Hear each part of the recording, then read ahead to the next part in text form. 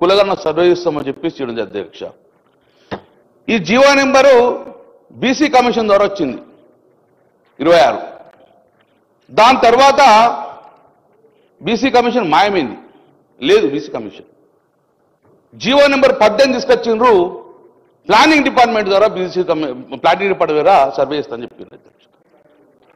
ఆ రోజు ఉత్తమ్ కుమార్ రెడ్డి గారు అధ్యక్షన కమిటీ చేశారు, బీసీ కమిషన్ మాయమైంది అధ్యక్ష 10 నెలల తర్వాత.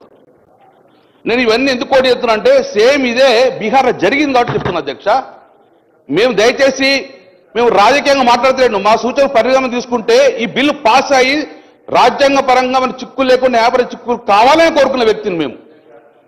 కాబట్టి జీవో నెంబరు 18 తీసుకొచ్చా అధ్యక్ష. నేను గౌరవ సభ్యుల కన్సల్ట్ కు ధన్యవాదాలు. బలహీన వర్గాలకు సంబంధించి వారి పార్టీకి సంబంధించిన కన్సల్ట్ను ధన్యవాదాలు.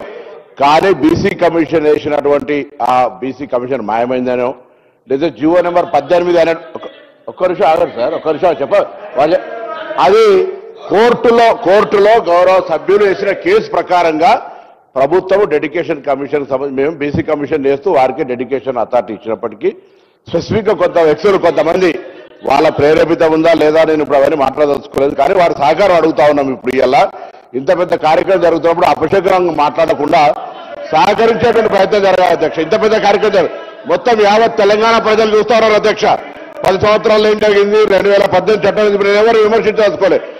ఒకటే మరి జీవో 18 కోర్టు ఆదేశాల మేరకు 24 గంటల్లో డెడికేషన్ కమిషన్ చేసినటువంటి చిత్తశుద్ధితో ఉన్నదనే మాట దయచేసి గౌరవ సభ్యులకి సమాజానికి చెప్తాను. తప్పుడు వార్త పోతనేటువంటి ఆలోచన చెప్తున్నారు తప్ప బీసీ కమిషన్ మాయమైపోయింది, బీసీ కమిషన్ లేదు, జీవో 18 నెంబర్ తెచ్చారు అనేటువంటి రాంగ్ మంత్రిగా పనిచేసినారు బలహీన వర్గాల శాఖ. వారికి విజ్ఞతగా వదిలేస్తాను.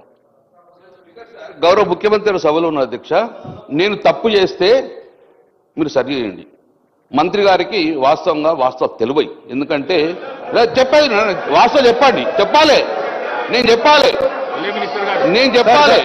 సార్ ఆనరబుల్ మెంబర్ గౌరవనీయులు మాజీ మంత్రి గారు, గౌరవ శాసనసభ్యులు